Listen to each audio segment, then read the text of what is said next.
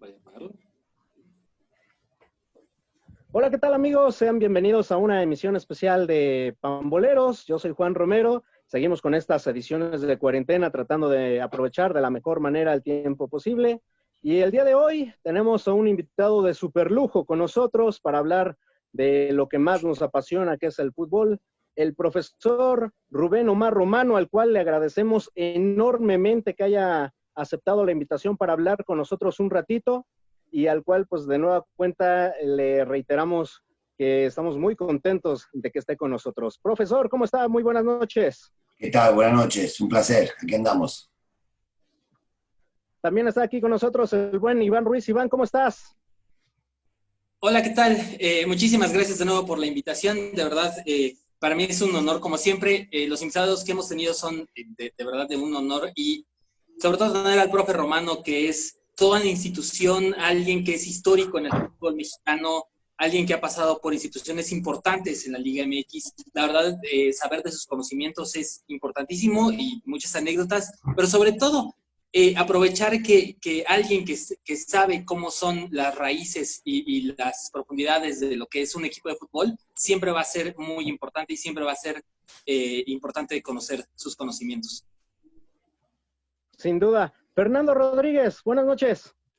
Buenas noches, Juan, Iván, igual muy contento de estar aquí con ustedes y de tener al profe Romano con nosotros. Sin duda es algo especial y pues a disfrutar de esta charla. Bien, pues vamos a comenzar para que no nos coma el tiempo más adelante. Profesor, ahorita, bueno, en la actualidad muchos lo relacionan directamente ya como un director técnico. Sin embargo, en su etapa como jugador, usted militó en varias instituciones muy importantes de aquí del fútbol mexicano. Jugó en América, jugó en Cruz Azul, en Atlante. Y vaya, un jugador de clase, zurdo, especialista en los tiros libres. Y quisiera preguntarle, ¿usted en qué equipo cree que desplegó su mejor fútbol? ¿En qué equipo se sintió más cómodo? ¿Y de cuál escuadra conserva mejores recuerdos? Bueno, sin lugar a dudas, como jugador, creo que las mejores etapas mías, aunque fueron en todas, tuve un buen nivel. Creo que sobresalió mucho los 2 primeros de León, los 3 años de Atlante, el año de Puebla, el año de Querétaro fue muy bueno también, en una posición diferente. Pero sí, fueron los equipos donde más sobresalió. En Cruz Azul anduve bien, pero tuve una lesión en un dedo y tuve 2 meses parado y reaparecí recién en la liguilla. En América no me dio tiempo. Cuando estaba agarrando el nivel me peleé con Roca y me borró del equipo y nunca más aparecí en América. Pero creo que sí, esos equipos son los que más sobresalió mi trabajo, ¿no? De acuerdo. Oye, Iván, quizás no nos tocó como tal ver mucho ya del profe aquí en México, pero sin duda alguna es un referente, ¿no? Incluso ya desde su etapa como jugador. Totalmente. Romano vino a ser, es de esas épocas donde ser extranjero en la Liga Mexicana era importantísimo. No era cualquiera que traían, sino que tenía que ser alguien que aportara realmente. Y yo creo que viene la pregunta al profe Romano es, ¿cómo piensa ahora que podrían ser estos extranjeros? ¿Hay extranjeros de calidad? Sabemos que hay extranjeros de calidad, sobre todo Guiñac, en algunos momentos, pero antes era más importante conocer al jugador más que traerlo porque sí. Sí, yo me imagino que sí, que eran 5 extranjeros y jugaban solamente 4. Y cuando entraba un extranjero era extranjero por otro. Es decir, siempre había 4 en la cancha. Entonces, lógicamente, el venir a un país como México, seguramente los directivos tenían que fijarse mucho en esas cosas, ¿no? En conocer las raíces del jugador, más allá de las cualidades, el poder de adaptación, porque no muchos se adaptan rápidamente a este fútbol y algunos vienen y, a ver, Dirceu llegó, cuando yo llegué en el lugar de Dirceu, no se adaptó y era un jugador espectacular. Entonces yo creo que tienen que ver un poquito todo eso, eso que rodea al jugador, ¿no? No solamente la calidad. Sin duda. Fernando. Sí, no, sin lugar a dudas es una situación que se vuelve especial, ¿no? Y los ojos definitivamente están con el jugador en este caso. Profe, ¿cómo fue su proceso de adaptación al fútbol mexicano? ¿Le costó trabajo o fue más sencillo para usted? ¿Le favoreció el fútbol mexicano a su estilo de juego? No, me costó, porque mira, tengo una anécdota muy rápida. Yo llegué y jugaba, al otro día jugó América Chivas, el clásico en el Azteca, y estaba en el palco con el representante que me trajo, y cuando empecé a ver el partido y pasó los minutos, lo golpeé y le dije, acá me río, y la verdad fue todo al revés. Cuando bajé a los entrenamientos, cuando bajé a poder entrar al ritmo de lo que se juega en el fútbol mexicano, que de arriba se ve una cosa, pero abajo es otra. La altura, me costó muchísimo. Los primeros 2 o 3 meses fueron fatales. Hasta que, bueno, en el siguiente torneo tuve una regularidad y empecé a funcionar como yo quería. Y fue el momento que tuve con Roca. Por eso tuve solamente un año en América, más allá de que me prestaron 8 años hasta que fui vendido a la Atlanta. Oiga, profe, hace poquito en una entrevista Ricardo Lavolpe también mencionaba que hay diferencias entre los jugadores de ahora y los de antaño. Para usted, ¿cree que es así de esta manera? ¿Y cuáles creen que sean las principales diferencias entre los futbolistas de antes a los actuales? Según decía Ricardo Lavolpe, actualmente parece que al jugador pues, se le da todo, a veces no es incluso hasta profesional, carece de eso. ¿Qué opina de ello? Sí, las épocas cambian. Como el fútbol cambia en su dinámica dentro de un campo de juego, también cambian los jugadores.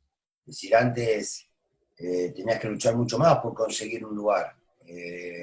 No pagaban tan bien como pagan ahora. Entonces empieza a cambiar mucho. Ahora hay mucho más extranjeros también, que eso también es contraproducente para el fútbol mexicano. Pero sí, lo que pasa es que, bueno, al tener 12, de repente no van a tener los 12 buenos, pero va a tener 4, 5, 6, que antes había 4 o 5 buenos. Más o menos lo mismo. Lo que pasa es que al tener tantos cantidades de extranjeros, por supuesto que no es la misma calidad de los 5 o 6 que tenías en ese momento, los 4 que tenías. Claro, Fer. Sí, no, sin lugar a dudas, profe, usted, ¿qué fue, siguiendo con esta línea, lo que lo hizo? Ya nos contó de este proceso de adaptación que no fue fácil para usted, pero ¿qué fue lo que lo hizo quedarse en el fútbol mexicano? Jugar con tantos equipos, demostrar esa calidad que usted tenía, disfrutar del juego. ¿Qué fue esa situación que lo hizo quedarse aquí en México, en el fútbol mexicano? Y definitivamente creo que fue el buen accionar que tuve en los Aztecas de Los Ángeles, que de ahí me lleva al León, donde ahí hago una gran temporada, 2 temporadas muy buenas, y a la vez nacen mis últimas cuatas, mis hijas, que son leonesas. Pero sí, tiene razón, uno cuando sale de su país piensa que va a ir por 1 año, 2 años, y se va a regresar. Pero la verdad, la gente me atrapó, la calidez de este país que fue impresionante conmigo, después el nacimiento de mis hijas, y después, bueno, los equipos que fui pasando, que seguí avanzando en mi carrera, porque después fui a Necaxa, tuve un año muy bueno en Necaxa con Oute, que salió goleador, y después estuve en Puebla 1 año, pero no me vendía, la América no me vendía, hasta que llegó un momento en que, bueno, ya estaba ya arreglado con Toluca, en el 86, 87, y no me quiso vender el América, y dije, bueno, no juego más, me paro, porque querían otra vez que fuera Necaxa, ya había ido 2 veces a Necaxa, que era el equipo de ellos, y sale la oportunidad de San Lorenzo, con Bora Milutinovic, y me prestan a Argentina. Entonces regreso a Argentina, y también hago una muy buena temporada, donde hago uno de los mejores goles de mi carrera en la final de la liguilla del Pato Fillol, Y cuando pensaba que me iba a quedar para jugar a Libertadores, el América me vende al Atlante, junto con Celada. Oye, Iván, a pesar de que han pasado los años, el profe me parece se sigue manteniendo, como ya lo habíamos más o menos mencionado, como un referente, ¿no? O sea, a pesar de que, repito, también muchos lo ubican como un gran estratega, como jugador, un jugador de calidad ya probada en México, ¿no? Ahí van. Creo que se cortó un poquito la... Estamos teniendo la transmisión. Ahí. Yo escucho. Se cortó. Se cortó, perdón. Se juntaron en algún momento. No. Estamos teniendo un pequeño problemita. Ahorita vamos entonces con Iván. Pero bueno, oiga, profe, quisiera preguntarle, ¿para usted fue difícil dar el paso de jugador a director técnico? ¿Le costó trabajo de ser de repente? Ya, creo que ya aquí ya me pueden escuchar mejor. Sí. Ahorita vamos.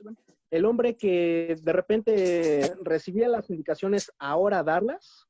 No, para nada. Yo creo que mucho tuvo que ver la Volpe en ese sentido conmigo, porque fue el que, en base a su idea de trabajar, de enseñar, de mostrarte muchas cosas, me fue picando muchísimo a mí, faltando 5 años para cuando me retiré, y tomé la decisión de buscar la carrera de técnico, y no me costó porque en mi cabeza siempre estuvo que yo quería dejar al fútbol y no que el fútbol me dejara a mí. Es decir, no que algún día nadie me quisiera porque yo ya no podía más y quería seguir jugando, sino que dejarlo con un buen sabor en cuanto a mi rendimiento. Y la verdad que lo logré porque me retiré cuando todavía querían que siguiera jugando. En el 95 hice 13 goles, fui el goleador del equipo, y ahí tenía a Hugo Sánchez, que era el 9 todavía, hice más goles que él.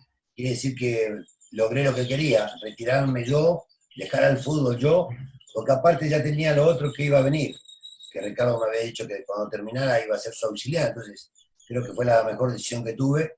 Y bueno, después de los 3 años que tuve con Ricardo de auxiliar, para ya empezar en en el 98, ya mi carrera solo como técnico. De acuerdo. Creo que ya está de nuevo con nosotros Iván. Es que la tecnología nunca tiene palabra de honor. No, a veces pasa. Es horrible. No, lo que quería preguntar, no sé si se están contando, es ¿qué tanto es esa transición entre ser jugador y director técnico? Porque entiendo porque estuvimos hablando con el Potro Gutiérrez y con otras figuras que los han ido empapando sus entrenadores previos. Pero, ¿qué tan difícil es conservar ese estilo de ser un jugador ofensivo, como lo era usted, profe, a ser un entrenador y comunicarles esos conceptos a sus dirigidos? No es tan difícil. Lo que pasa es que, por ejemplo, a mí me tocó una época cuando yo debuto como técnico en Celaya, me tocaron varios jugadores en ese equipo que habían jugado conmigo. Entonces ahí está el momento donde uno tiene que tomar las decisiones más acertadas, porque a veces no podés dirigir con el corazón. Es decir, por el amigo, por el que jugó con vos. Si hay otro que está en mejores condiciones, tiene que jugar. Y creo que esas son las decisiones más difíciles que puedes tomar en ese momento. Pero no me costó para nada. Creo que tuve la fortuna de tener un grupo de jugadores que sabían lo que estábamos peleando, que era el descenso, que nos llevaba 15 puntos Monterrey, nos llevaba 22 puntos el Puebla, y que en base a ver, a veces se confunden acá que cuando un equipo está en el descenso tiene que jugar defensivo y el 0 atrás. Y nosotros éramos lo contrario, nosotros íbamos por los partidos, porque teníamos que ir a alcanzar a esa gente, a esos equipos que no tenían una gran ventaja en punto. Entonces el equipo lo entendió perfectamente y jugamos en todas las canchas de una manera que agradó y a la vez salvarnos en el último partido con el América, en el Azteca, que no era nada fácil, con 30.000 personas que vinieron de Celaya, que fue un espectáculo, No, creo que fue una temporada espectacular y que eso me fue dando, como todo, ¿no? El primer año de técnico no te van a dar equipos importantes y tenés que agarrar estos tipos de equipos que vos podés mostrar tus condiciones, podés mostrar tu forma de jugar, podés mostrarle a la gente muchas cosas y si sale bien como salió, seguramente tu carrera va para arriba. En algunos casos es hasta más complicado, ¿no, profe? Porque evidentemente tiene que hacer mucho con poco y obviamente, pues, si las cosas no salen bien, pues tú terminas quemando tu reputación de alguna forma, ¿no? Claro, no, sí, yo lo veo a esto como un campeonato. Nos llevaban muchísimos puntos y para mí fue algo muy importante haber logrado esa permanencia. Después seguimos un año más, lo mantuvimos otro año, hasta que, bueno, salió la oportunidad de ir a Tecos, y así viene pasando mi carrera, después siempre en forma ascendente. Claro. Fer.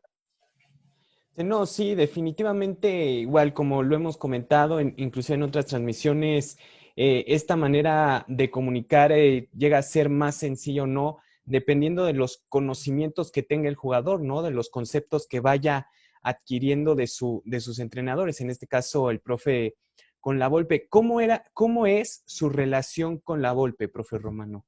Mira, hoy estoy distanciado de él, pero más allá de eso yo siempre reconozco que para mí fue el mejor técnico que tuve en cuanto a cancha, trabajo táctico, trabajo de estrategia, movimientos en cuanto a en un mismo partido poder modificar y no esperar a hacer un cambio.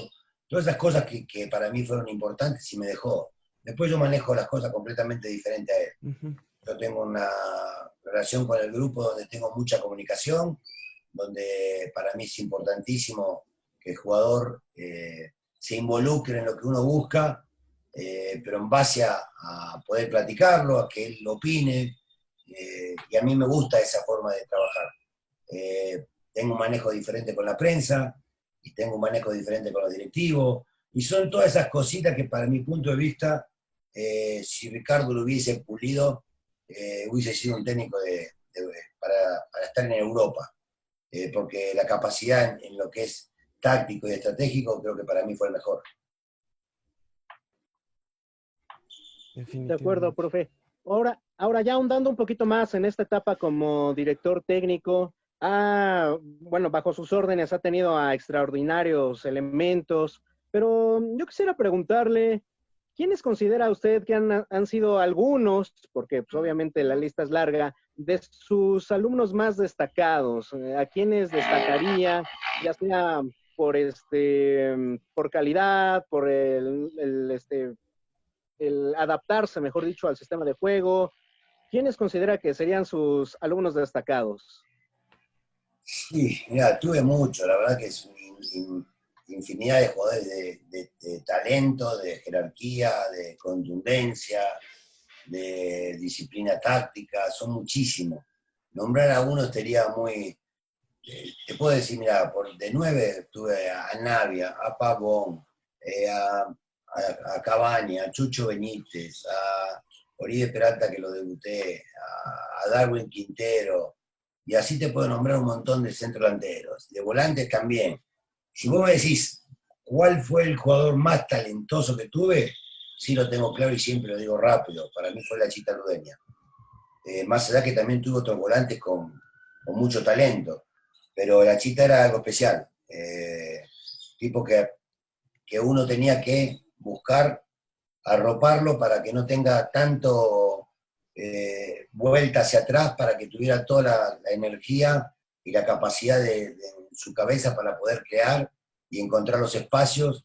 Entonces, para mí era el que más talento tenía, por su golpe de balón, por su claridad para un pase largo, para un pase filtrado. Creo que sí, para mí fue la Chita Ludeña el de mayor talento. Iván, ahorita el profe mencionó varios jugadores importantes, pero también hay que decirlo, ¿no? Muchos de ellos lucieron y se potenciaron gracias al esquema que presentaba el profe Romano, ¿no? No, nada más eso. Creo que el esquema que presentaba el profe Romano era muy interesante porque siempre, bueno, por lo menos en los equipos que le vimos, tenía muy bien claro lo que era un enganche, ¿no? Ese enganche natural, ese enganche que podía repartir el juego, que podía dar ocasiones de gol. Me acuerdo perfectamente que el Bofo Bautista en algún momento, mucha de la parte de la clase que tuvo fue con el esquema del Romano, el mismo Achita, que obviamente ya en su momento llegó siendo todo un tren. En Santos Laguna era literalmente un hombre dotado con una calidad excelsa. Yo le preguntaría, a final de cuentas, qué es más difícil, ya viéndolo desde un punto de vista del director técnico? ¿Ser alguien que pueda defender un resultado, meter un gol y defender un resultado, o irse directamente a anotar goles y no importa que haya un peloteo entre cada uno? O sea, no importa que le anoten o no le anoten. No, bueno, yo creo que siempre los equipos tienen que tener un equilibrio, más allá de que la principal virtud para mi equipo tiene que ser ir en busca del resultado. Y para eso se trabaja en la semana, no es cuestión de decir, sí voy a atacar, pero lo trabajaste, lo ensayaste, cómo vas a atacar, por qué sector, cómo vas a hacer las triangulaciones. No son trabajos que se hacen en la semana. ¿Para qué? Para que el equipo sea un equipo agresivo y ofensivo. ¿Dónde vamos a recuperar la pelota? 3/4 de cancha más adelante, 30 metros más adelante, o la recuperamos 30 metros más atrás para tener, depende de los jugadores que tenga, para encontrar los espacios y salir mucho más rápido. Todo depende, y volvemos a lo mismo, creo que los jugadores son los más importantes. Y un técnico se basa en la idea que le puede poner al equipo en la calidad de jugadores que tiene. Sí, sin duda. Fernando. No, definitivamente no es fácil, ¿no? Porque al final de cuentas son distintas actitudes, distintos elementos que pueden funcionar o no para ciertas situaciones.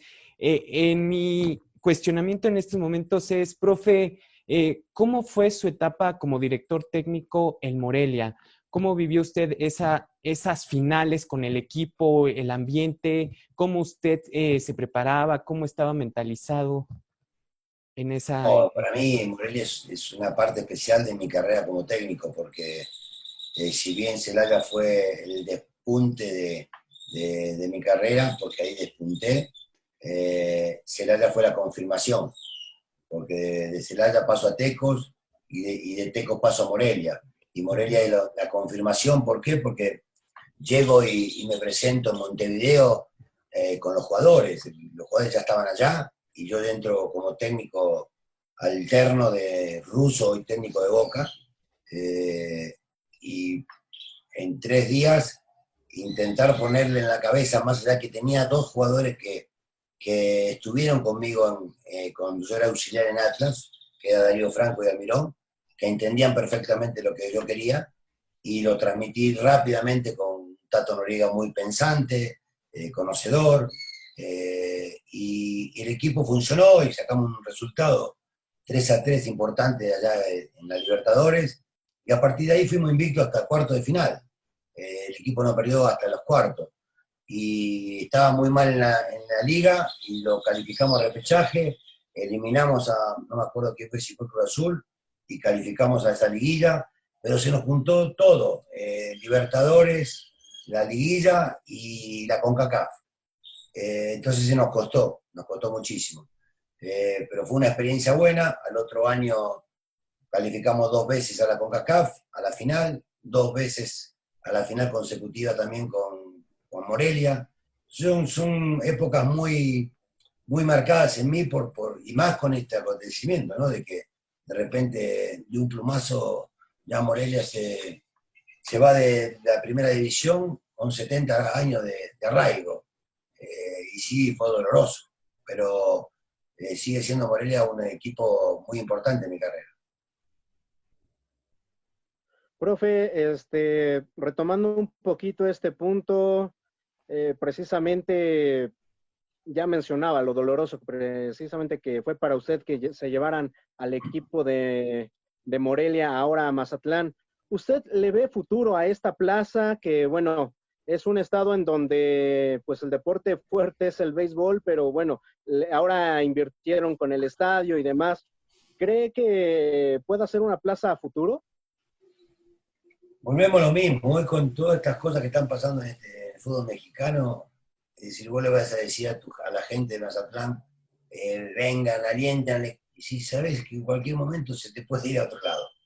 Es decir, ¿cómo conseguís un arraigo y meter a la gente cuando sabés que no sabés? Es una incógnita. Habrá que esperar, habrá que ver. Lo mismo que la Liga Nueva, es una incógnita. Sí, hay buenas intenciones, pero habrá que ver qué traen atrás de patrocinio, qué traen atrás de televisión, para que se pueda mantener. Entonces, son cosas que habrá que esperar con el tiempo, a ver cómo se van dando y ver si realmente funciona. De acuerdo, profe. Oye, Iván, ahorita que tocábamos el tema de Monarcas Morelia, el profe sin duda es uno de los entrenadores históricos del equipo michoacano, ¿no te parece? No, nada más eso. Yo recuerdo perfectamente que el Instituto de Historia y Estadística del Fútbol en algún momento puso a Monarcas Morelia como el mejor equipo del mundo.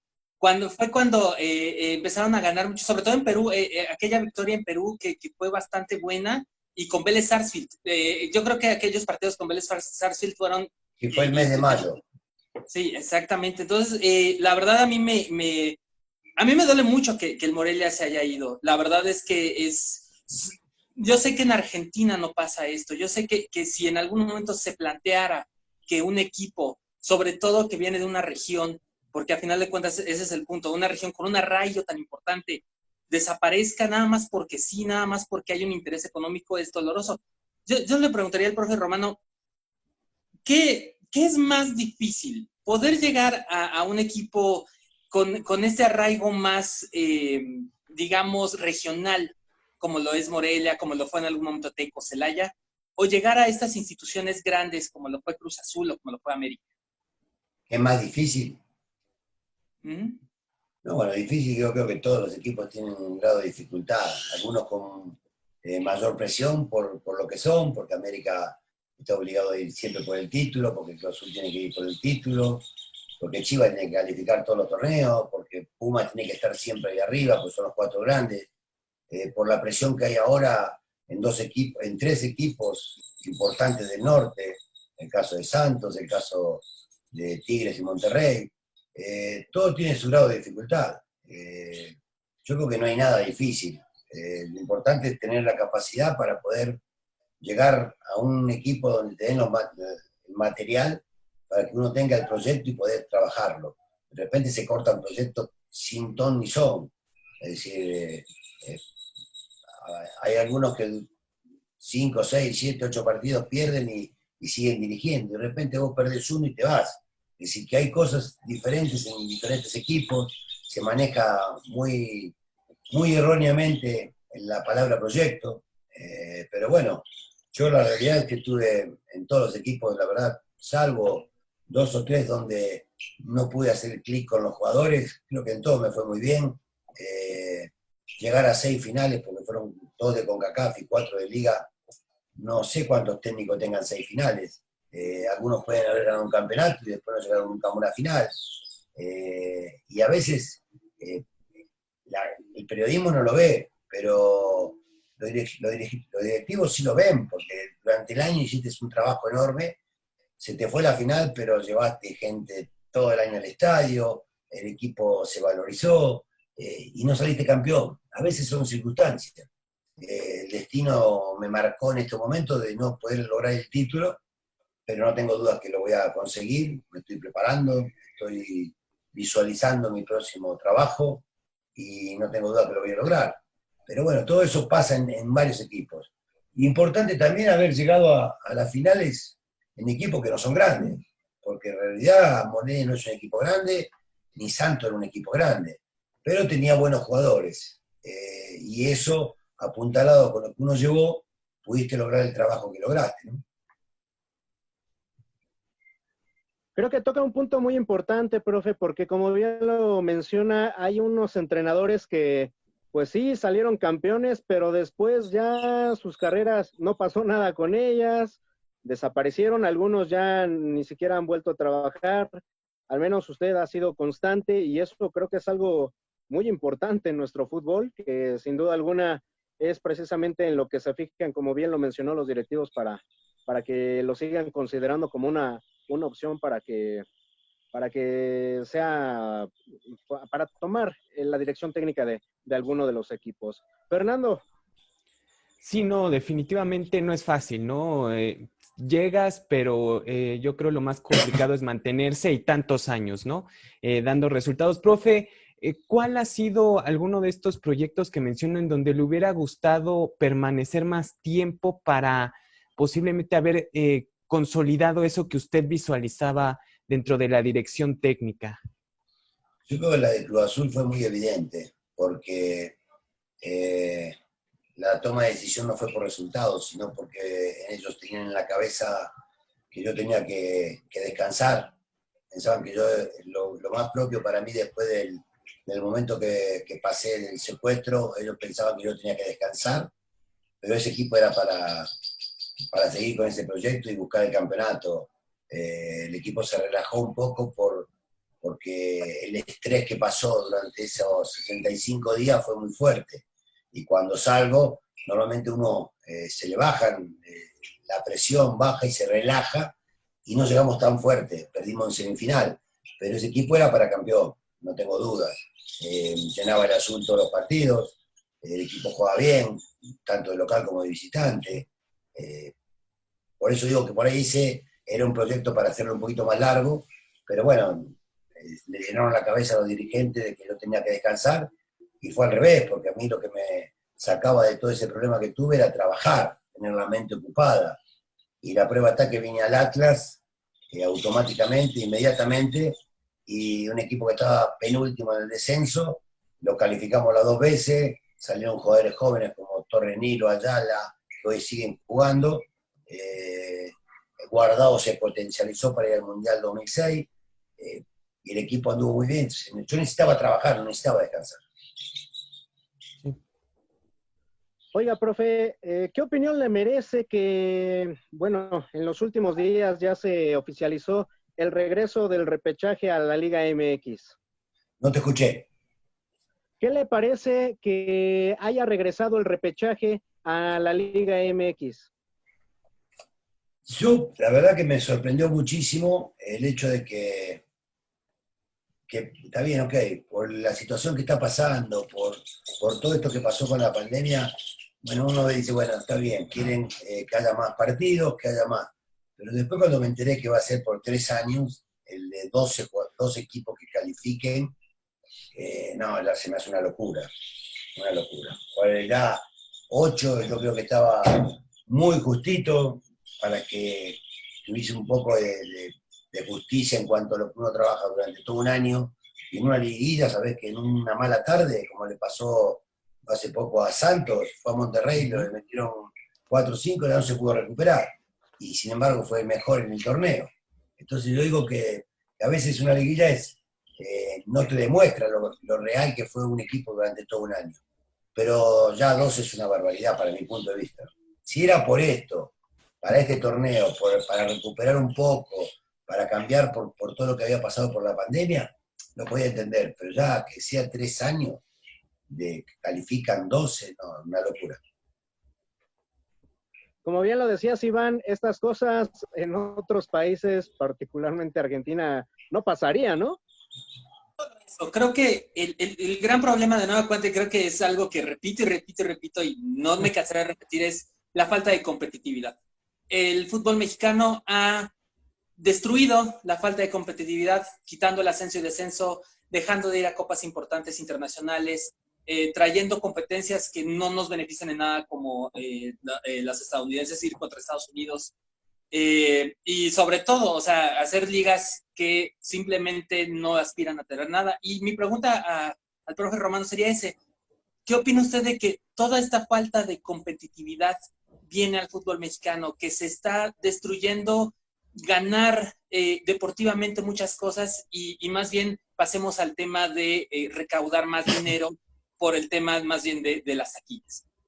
No, sin lugar a dudas, coincido contigo. Creo que espero equivocarnos, y esperemos que nos equivoquemos todos, porque la realidad es que queremos que el fútbol mexicano vaya hacia adelante y no para atrás. Pero todos estos pasos que se han dado dan esa impresión de que no vamos para adelante. el no tener ascenso y descenso, el no terminar un campeonato ahora, si se va a empezar en julio supuestamente, se podía haber terminado el campeonato y reprogramar el otro, el vender equipos con arraigo, el no participar en Copa Libertadores, Conmebol, donde se había crecido muchísimo, era una vitrina no solo para el fútbol mexicano, sino para los jugadores, porque lo ven en otras partes del mundo. Sí, para mí es un retroceso. Esperemos equivocarnos. Yo quiero equivocarme, porque quiero que el fútbol mexicano vaya hacia adelante. Fernando. Sí, no, definitivamente hasta parecería que estos torneos con Estados Unidos se benefician más ellos, ¿no? Que el fútbol mexicano como tal. Profe, ¿cómo vive usted, retrocediendo un poco, esta final con Santos? Porque Santos, miras la plantilla que tenía y eran grandes jugadores que hicieron una mancuerna fenomenal. Matías Buoso, que posiblemente no era el jugador más técnico, pero cómo competía todos los balones, un Darwin Quintero, un Chucho Benítez, un Oribe Peralta. ¿Qué le faltó a este Santos para alzar ese título? ¿Suerte fue o alguna circunstancia? No, Chucho Benítez vino después al otro año por Matías, que se fue a la América. En el primer torneo, el de Toluca, que fue penales, estaba Matías, no estaba Chucho. Estaba Darwin, estaba Peralta, La Chita, Arce, Lorito. Teníamos un buen equipo, el Chato Rodríguez. La verdad fuimos superiores en los 180 minutos más los 30 de extra. Ramos goles abajo el arco, sin portero, incluso Matías Romo sin portero. Talavera fue la figura. Llegamos a los penales y teníamos hacer un solo penal de 2 y erramos 3 consecutivos para salir campeón. Sin cosas que decir, ¿por qué? No sé, yo a veces me pregunto, y en ese momento cuando me fui desconsolado hacia el vestidor, no entendía, parecía una película de terror, porque creo que habíamos hecho todo como para ser merecidamente campeones, no solamente por esa final, sino por lo que se hizo durante todo el torneo. Pero bueno, yo creo que el destino, a veces tiene que tener esa dosis de suerte para poder lograr eso. Me hubiese cambiado muchísimo mi carrera, más allá de que ese torneo, al otro torneo nos levantamos y volvimos a llegar a una final, es decir, no nos caímos, nos volvimos a levantar. Si hubiese salido campeón con Toluca ese año, al otro torneo el Toluca no califica y el técnico de la selección fue el Chepo de la Torre. Hubiese cambiado mi carrera, podía haber sido yo el técnico de la selección, porque es el técnico del momento. Y bueno, pero es así. Lo único que hay que hacer es saber entender las cosas como son. Yo creo que Dios me puso esto para nunca bajar los brazos, para seguir peleando, porque por ahí me hubiese mareado, me hubiese confundido por ganar un campeonato. Y bueno, estoy en eso, luchándola, peleándola y preparándome. Oiga, profe, pero el destino también ya castigó a Toluca. Desde ese entonces no han levantado ya un campeonato los Diablos Rojos, ¿eh? No la merecía, esa no la merecía. Oiga, profe, quisiera preguntarle, ¿nunca le llamó probar suerte en su natal Argentina? Digo, hemos visto casos de entrenadores, jugadores jóvenes que estuvieron aquí en México también, caso del Chacho Coudet, Almirón, por ahí el mismo Antonio Mohamed, entre otros, Coca, claro, que pues, estuvieron aquí, se fueron a Argentina, les fue bien y ya incluso posteriormente regresaron al fútbol mexicano. ¿Nunca le llamó la atención ir a probar suerte por allá? No, se fueron de acá y ya no regresaron. El caso de Coca no regresó, el caso de Almirón no regresó, el caso de Coudet creo que tampoco. Mohamed sí, fue y vino, pero a Mohamed le fue mal con Huracán. No quiero hablar mucho, pero sí estoy dentro de una terna de técnicos ahora en Argentina para un equipo. Me han hablado ya, todavía no vino la voz de los dirigentes directamente conmigo, pero me han hablado muchos periodistas, ha salido mucho en Argentina en una provincia, hay un equipo donde estoy dentro de los candidatos. Sí, me interesaría, me gustaría. Sí, me gustaría porque sería como cambiar un poco de aires. La intención mía siempre fue buscar el campeonato acá y después irme, pero a veces no se da. Y bueno, si no se da la posibilidad acá, porque bueno, hay muchos problemas, hay opiniones diferentes, se buscan técnicos jóvenes que piensan que tienen una metodología diferente de trabajo, y eso es una mentira, a veces se engaña a la gente. Es decir, acá no pasa por la edad, pasa por la capacidad. Pero sí está pasando esto en estos momentos.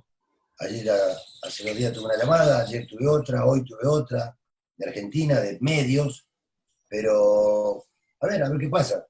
Si sale la oportunidad y es algo que realmente convenga, no en lo económico, porque no pasa por eso, en el proyecto que yo quiero buscar, sí me gustaría dirigir en Sudamérica, o en Argentina, o en Chile, o en Paraguay, en Perú. Sería buscar otra forma, otro aire diferente. Claro. Sería muy interesante, ¿no, Iván, ver el sello del profe Romano en alguno de esos equipos? No nada más eso, creo que el sello de Romano siempre ha sido el saber que más allá de cómo esté el equipo anímicamente, siempre había un subidón. Siempre, en todos los equipos, yo recuerdo que siempre que anunciaban que Rubén Omar Romano llegaba a un equipo, era sinónimo de que se animara. Yo lo hubiera querido en Pumas, lo entiendo, lo sé, pero ahí ves los colores. ¿Sabías que estuve a punto de ir a Pumas? Yo ya me había reunido, sí, con García Aspe, y ya estaba todo listo, y como 10 días antes, y cuando voy a México, lo echaron a García Aspe. Sí.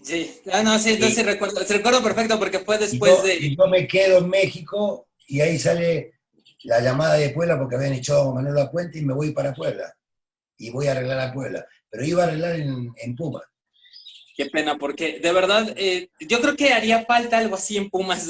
La verdad es que ese estilo de juego de Romano con lo que es el estilo vertiginoso de Pumas hubiera sido impresionante y a mí me hubiera encantado ver ese equipo de todas.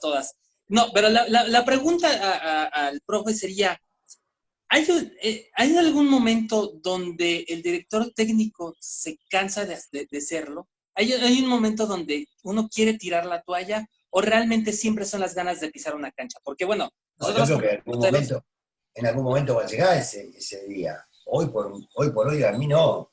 A mí me han hablado para ofrecerme para ir director deportivo. No, lo mío es la cancha. Tengo una locura por eso, la pasión. Es más, a veces uno se equivoca por esa pasión que tiene, como me pasó con Atlas. Tomar un equipo donde acepté condiciones que no tenía que haber aceptado, no llevar mi cuerpo técnico, el dinero que querían, los meses que querían de trabajo, y por el hecho de estar ahí me apresuré y quise agarrarlo. Por eso hoy no estoy trabajando, porque no agarro cualquier cosa, las condiciones van a ser muy claras para mí, no pasa por lo económico, pero sí las condiciones de trabajo van a ser muy claras, pero sí, no se me cruza para nada. Por ahí hoy la Volpe dijo que ya se cansó y que ya está cansado, pero al otro día dijo, no, se me cruzaron los cables, vuelvo a traer para atrás. Sí, es muy difícil querer dejar cuando todavía tenés la fuerza. Cuando no tenés fuerza y cuando no tenés esa pasión por estar ahí adentro y seguir enseñando y seguir buscando cosas importantes, seguramente va a llegar. Pero bueno, hoy no es el caso. Fernando.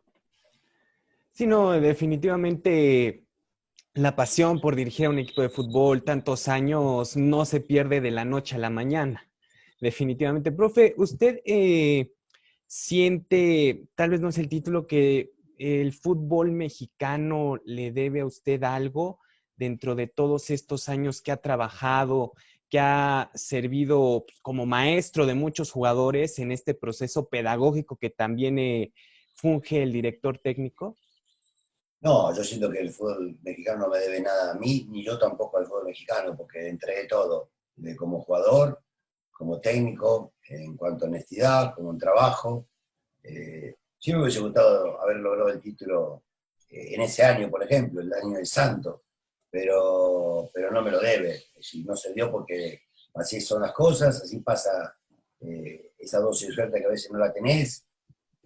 Eran los jugadores que cerraban, que pateaban bien los penales. Carlito Moreno había robado un penal en su vida. Y bueno, pasan estas cosas, pero no, el fútbol no me debe nada a mí, ni yo al fútbol.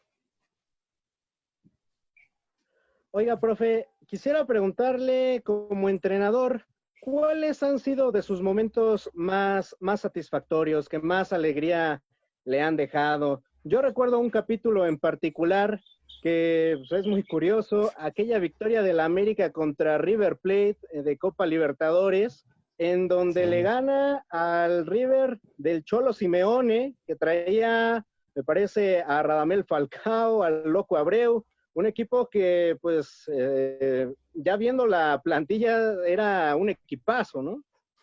Sí, la realidad que es un partido muy importante porque nos daba la posibilidad de, después de ir a jugar a Chile y sin perder, pero no perder por muchos goles para poder calificar. Ese partido fue importantísimo. Sí, ganarle a ese equipo. Aparte que América no tenía un equipo poderoso en ese año. Yo fui 2 meses, renuncio yo, porque dentro de los planes, cuando me busca Guillermo Cañedo, era que iba a haber una reestructuración a los 2 meses y armar todo el equipo nosotros, porque en realidad el equipo no tenía un equipo potente. Tenía Cabañas, tenía Ochoa, que eran los importantísimos, y Kevin Rojas y Villa, y después los extranjeros andaban lastimados, no tenía una base mexicana bueno, pero bueno, me convenció en que iba a haber una reestructuración. Cuando pierdo con Flamengo en los octavos de final de la Copa Libertadores de local, me entero que en la reestructuración no está Cañedo. Ya me había enterado unos días antes. Y entonces ahí tomo la decisión de que me voy junto con él, que no me quedo, y renuncio. Y sí vino la reestructuración, ¿se acuerdan que vino Michel Bauer y trajo al Pelado Díaz, y trajo no sé cuántos jugadores? Sí estaba en los planes, pero no estaba el presidente que me había llevado. Y por eso renuncio. Iván, ¿recuerdas ese juego? Sobre todo me acuerdo que pierden acá, a Romano lo despiden y de repente viene el Cabezón Luna. Y No me entonces despide, no. Renuncio. No me sí, despide. renuncia usted, profe. Renuncia usted, profe. Va el Cabezón Luna y gana 3-0 allá en Brasil. Que es el maracanazo aquel, que supongo que era más como una... Siempre he pensado que había sido más como orgullo de los jugadores que otra cosa. No, acuérdate que había salido campeón el Flamengo el domingo anterior. Y bueno, gente que uno sabe, que le cuentan, dice que los jugadores fueron al partido a jugar directamente al partido a jugar. como se está ahorita, ahorita que se está pasando esta serie de Amazon Prime del presidente, que está bastante buena, están ventilando muchas de ese tipo de cosas, de ese tipo de mañas que, bueno, conocemos, Conmebol es así, a veces son ese tipo de situaciones. Yo le quería preguntar al profe Romano, ahora que se está haciendo esto de la nueva liga del balompié mexicano, con estas nuevas plazas, que realmente también son muy locales, que son muy de un arraigo más regional, ¿le gustaría, si en algún momento le ofrecen trabajo en alguna de esas plazas, usted lo podría tomar? Hoy por hoy no. No tengo en la cabeza eso. Mi objetivo y mi línea, que voy en busca de ella y que no voy a parar hasta lograrlo, es un equipo de primera división y buscar el campeonato. Perfecto. ¿Se han acercado a algún equipo de esta nueva liga con usted, profe? No. Okay. No, aparte va a haber un tope salarial y están buscando técnicos. Bueno, ya en primera división están buscando técnicos muy baratos que no cobran casi nada porque la economía está muy mala. Yo creo que el fútbol salvo 5 o 6 equipos del nivel que todos sabemos, que van a seguir invirtiendo, que no se van a desproteger porque van a querer buscar el campeonato. Los demás van a entrar en un rango de economía muy fuerte donde las inversiones van a ser muy pocas. Claro. Fernando. Sino, el fútbol va a entrar en un proceso complicado en estas épocas de pandemia, de cuarentena. Profe, en todo su haber como jugador, como director técnico, ¿cuál cree usted que sean sus características particulares que lo definan como técnico en todo este proceso de evolución que ha tenido? No, yo creo que sigo con la misma línea, más allá de que uno con la experiencia tiene mucha más capacidad para poder resolver casos y momentos en un partido y en un equipo, en una institución. No, lo mío es la honestidad, el trabajo, mucho trabajo, me gusta trabajar mucho en cancha, y el diálogo constante con el jugador. Creo que son las virtudes que hacen que el jugador esté comprometido y que le guste lo que planteamos y las cosas puedan salir mucho mejor. Después volvemos a lo mismo, el técnico es un 30% muy importante, pero lo demás pasa por los jugadores, por el material que tenga dentro del campo de juego. ¿Usted cree que actualmente los jugadores han perdido cierto gusto por aprender más del juego, por tener más conceptos y poderlos aplicar en la cancha? Depende de los técnicos que tengas. Hay técnicos que no son, eh, que les guste enseñar o que les guste explicar mucho más. Algunos técnicos son muy simples y les funciona. Eh, para el equipo, por acá voy, y vamos para adelante y a ver qué pasa. Y de repente vemos otros técnicos que nos gusta mucho más trabajar, que nos gusta mucho más el explicarle al jugador por qué vamos a hacer esto, por qué te tenés que mover acá. Después, claro, no le vas a cortar las cualidades al jugador. Una vez que llega a un sector de la cancha, tenés que darle la libertad para que elija, pero vos tenés que darle las elecciones y los movimientos para que el jugador sepa que en algún lado va a haber un jugador. Después, claro, si vos querés encarar a este y llevártelo, la libertad la tienen los jugadores conmigo. Pero siempre les damos la posibilidad de que tengan varias opciones para que el equipo se maneje en conjunto. Oiga, profe, ya nos platicó un poquito de las enseñanzas que le dejó Ricardo Lavolpe, pero ¿qué otros entrenadores han influido en su estilo de juego? En mi estilo de juego no, en el manejo del grupo, en la motivación. El estilo de juego yo lo tengo muy claro y lo saqué, y para mí siempre, más allá de que estoy distanciado, para mí en la vida hay que tener memoria para todo. Es decir, y bueno, uno tiene memoria y para mí Ricardo fue el mejor que tuve. Después, claro, en motivación, el Bambino Veira era un espectáculo. Yo tenía casi 30 años en San Lorenzo y me decía Romanito y la vas a romper, y salía a la cancha y parecía que era Maradona. Después me lo manejo con los dirigentes, con las relaciones. Bora Milutinovic es un espectáculo. Y así va sacando de algunas cosas de algunos técnicos. Pero sí, creo que de esos son los tres que... Y después las charlas que tuve en algún momento, cuando estuvo Menotti acá, que era un placer escucharlo, era decir, agarrarlo y llevártelo a tu casa, sentarlo en la sala y que siguiera hablando. Que si un tipo seductor en cuanto a la palabra, más allá que no es de trabajar mucho, es al revés. Te lleva mucho en base a lo que habla, pero no de trabajo. Pero era encantador, te encantaba. Profe, ¿cuál equipo vio usted que lo enamorara? Que obviamente fuera de otro director técnico, quizás de cuando era niño, de quizás ya cuando ya ejercía como director técnico. ¿Hubo algún equipo que a usted le gustara mucho cómo trabajara, que le llamara la atención, ya sea por sus jugadores o por su sistema de juego? No, bueno, Guardiola, sin lugar a dudas, creo que Guardiola es uno de los técnicos más importantes del fútbol mundial.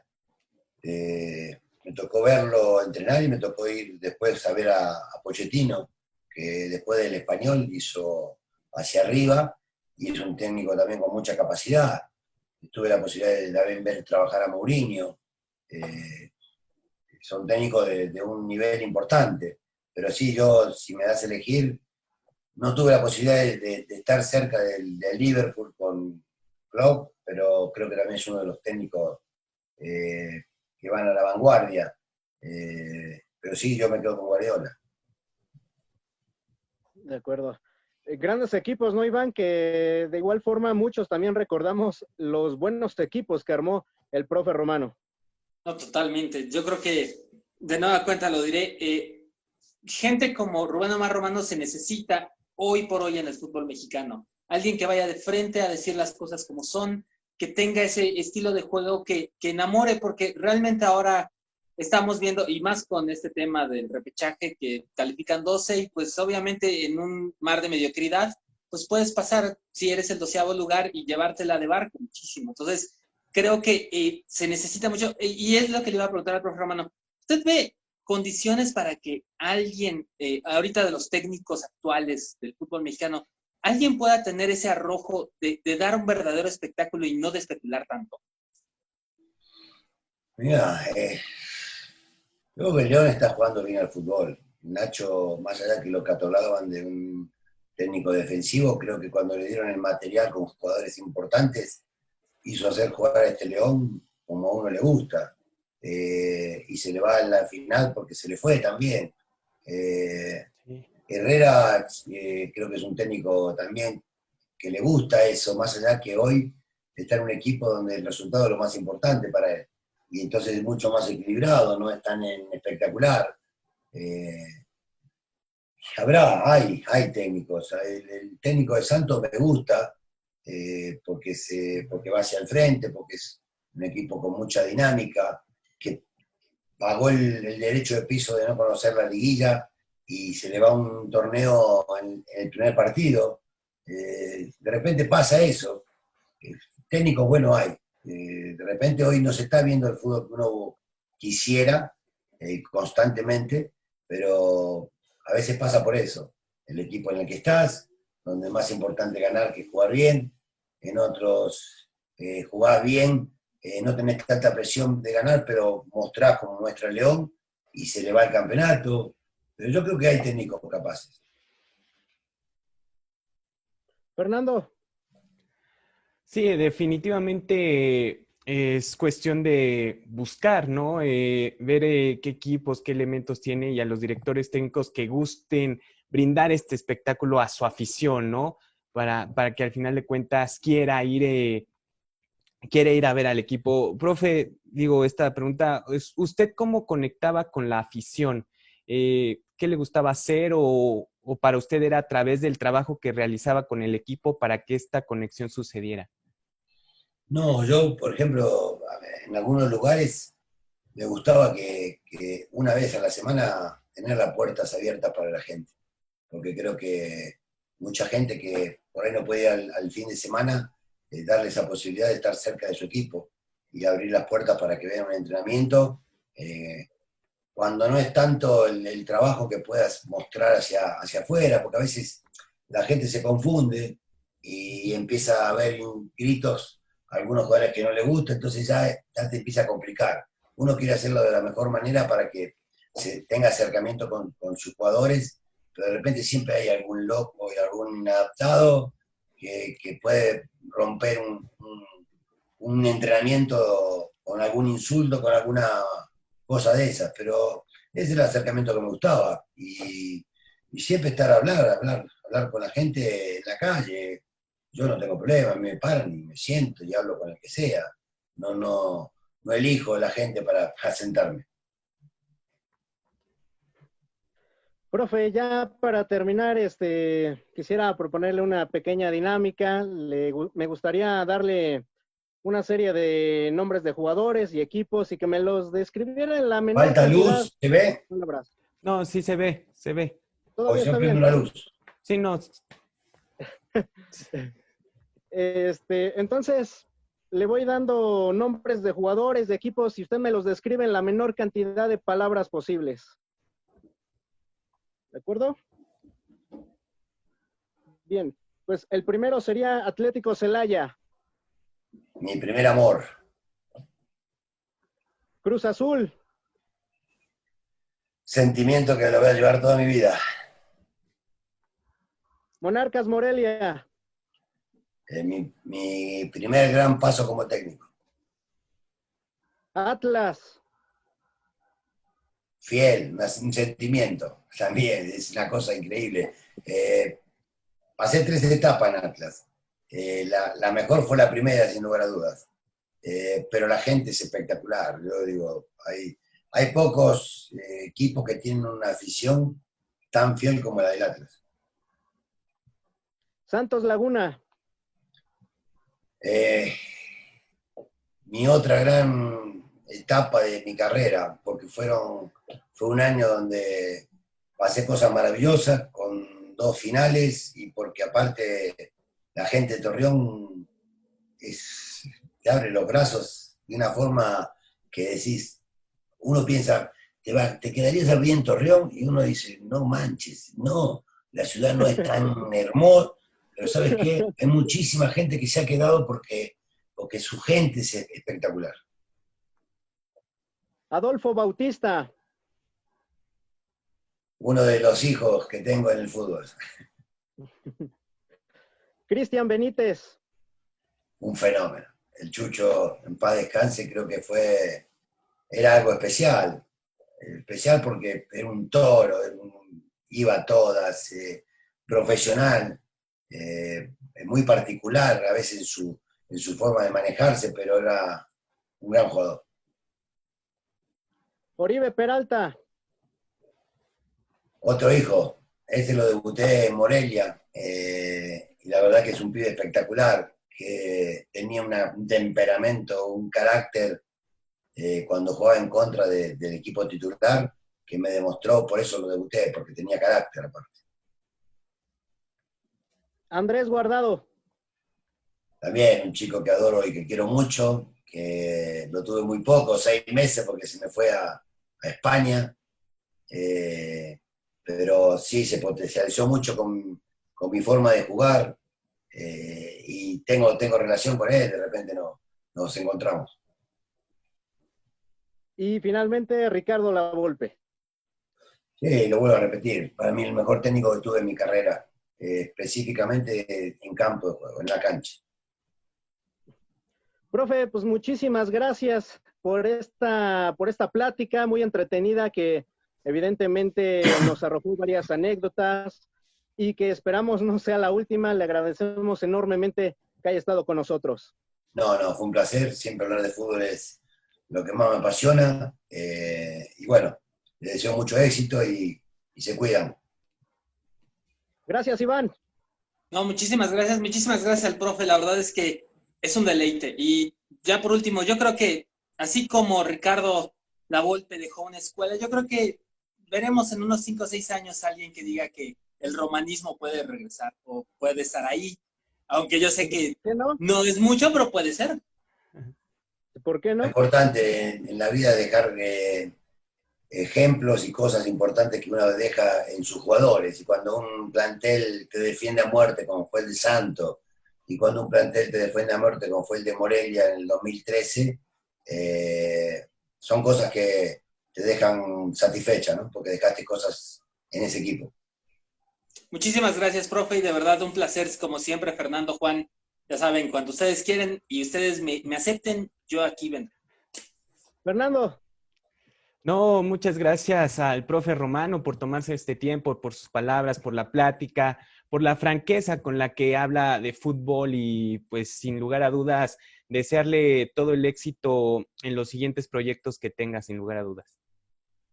Estuvo con nosotros Rubén Omar Romano, un hombre que es un ganador de la vida, porque hay que decirlo, se ha repuesto de golpes muy duros, tanto dentro como fuera de la cancha, y aún así sigue para adelante. Un ejemplo, me parece, para todos, y al cual le agradecemos que haya estado con nosotros. Un abrazo, profe, hasta la próxima. Abrazo a los tres.